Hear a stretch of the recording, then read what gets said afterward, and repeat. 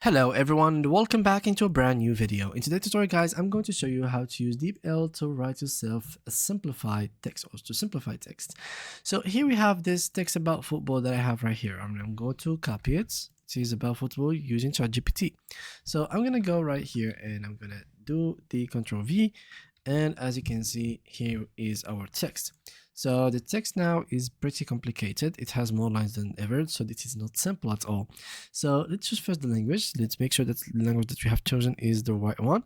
And then what I'm going to do next is to go to the right, as you can see here, the editing tools, and I'm going to choose a style. From style, just choose the simple one, as you can see. And now it has been changed. So there is some word that has been changed. There is a lot of things that has been changed. Even if you see that the text has been like expanded a little bit, like there is like one line added, but don't worry guys, because the word that we are using here are easier than these ones. So let's go ahead and see what we have changed.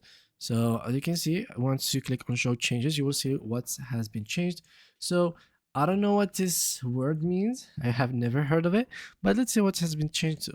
So gametes shared, or game, it's something the remote passion that people from all over the world can enjoy together.